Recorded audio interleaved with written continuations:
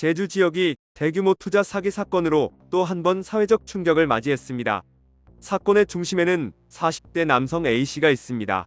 그는 수년간 화물차 매입에 투자하면 안정적인 수익을 돌려주겠다는 달콤한 말로 수십 명의 투자자들을 속였고 결과적으로 피해 규모는 무려 160억 원에 달하는 것으로 확인됐습니다.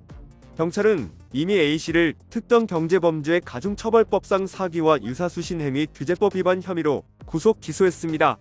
하지만 이 사건은 단순히 한 개인의 일탈을 넘어 우리 사회가 반복적으로 경험해 온 투자 사기의 전형을 다시 보여주며 제도적 허점과 경각심 부족 문제를 함께 드러냈습니다. A씨가 투자자들을 끌어모으기 시작한 것은 2017년 무렵부터였습니다. 그는 스스로를 운수업계 사업가로 소개하며 화물차를 구입해 운송 사업을 돌리면 매달 안정적인 수익이 나온다. 이 수익을 투자자와 나누겠다는 제안을 내놨습니다. 물류 산업이 경기 불황에도 꾸준히 수요가 있는 분야라는 점은 그의 말에 설득력을 더했습니다. 실제로 화물차는 일상적인 운송에 필수적이었고 투자자들은 이 설명이 그럴듯하다고 판단했습니다. 처음에는 몇 명만이 소액을 맡겼지만 곧 입소문이 퍼지면서 투자금은 눈덩이처럼 불어났습니다. A씨는 투자자들을 안심시키기 위해 계약서, 계산서, 수익 배당 자료 등을 제시했는데 이 문서들은 허위로 작성된 것이었습니다. 투자자 입장에서는 정식 계약 절차를 밟았다고 생각했기에 더 큰 금액을 맡기는 경우가 많았고 심지어 주변 지인에게까지 믿을 만한 투자처라며 권유하는 사례도 있었습니다. 피해 규모는 순식간에 확대됐습니다. 수천만 원을 맡긴 사람부터 수십억 원을 투자한 사람까지 다양했습니다. 일부는 인생 전 재산을 쏟아부었고 은퇴 자금을 모두 날린 피해자도 있었습니다. 한 피해자는 처음으로 제대로 된 투자라 생각해 퇴직금을 모두 넣었는데 하루아침에 사라졌다며 눈물을 흘렸습니다. 다른 피해자는 지인들에게도 소개해 함께 투자했는데 지금은 인간관계까지 파탄이 났다며 자책감을 드러냈습니다. 경찰 조사 결과는 충격적이었습니다. A씨는 실제로 화물차 매입이나 운송 사업을 운영하지 않았던 것으로 드러났습니다.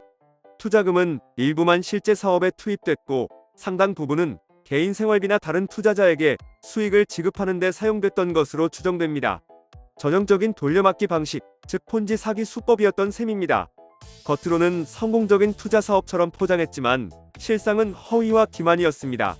제주경찰청은 피해자들의 고소장을 접수하고 본격적인 수사에 착수했습니다.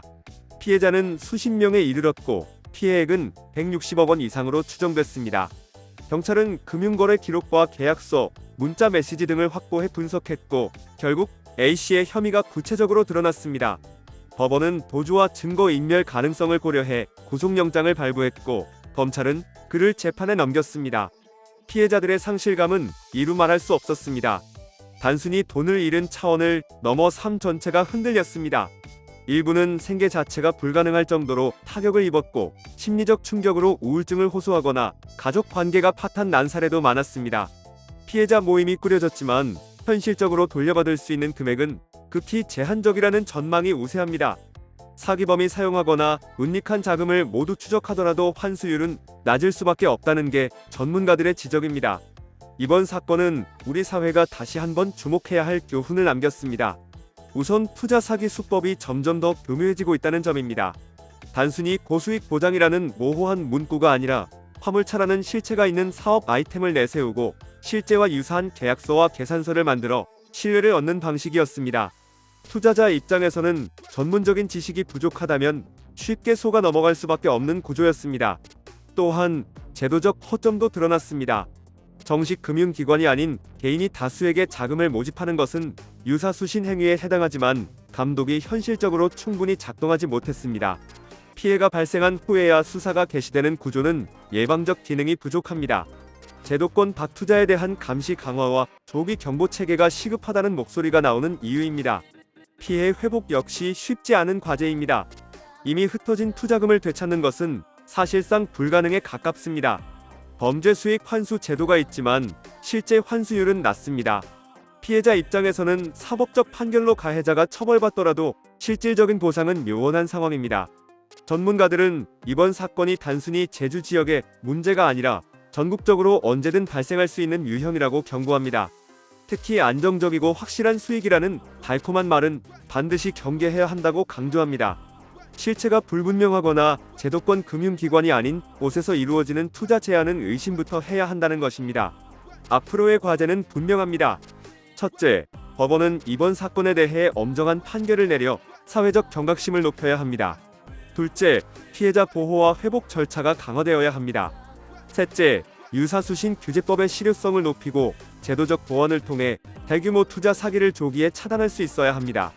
넷째, 시민 개개인의 경각심도 필요합니다. 검증되지 않은 투자 제한은 반드시 거절하고 공식기관을 통해 안전성을 확인해야 합니다. 화물차 투자라는 구체적인 단어는 피해자들에게 안정감을 주는 듯 보였지만 결과는 참혹했습니다. 인생 전 재산을 잃은 이들, 관계가 파탄 난 가족들, 그리고 사회적 불신만이 남았습니다. 이번 사건은 다시 한번 우리에게 일깨워줍니다. 쉽게 벌 수 있다는 말 뒤에는 반드시 위험이 숨어 있다는 사실을 말입니다. 구독과 좋아요 그리고 알림 설정하셔서 매주 자동차에 대한 다양한 설명 들어보시고 설명 영상뿐만 아니라 화물차 계약 영상, 매매 영상 다양하게 있으며 디젤 트럭 어플을 통해 화물차, 영업용 번호판, 최고가 견적 실시간으로 받을 수 있으니 많은 관심 부탁드립니다. 감사합니다.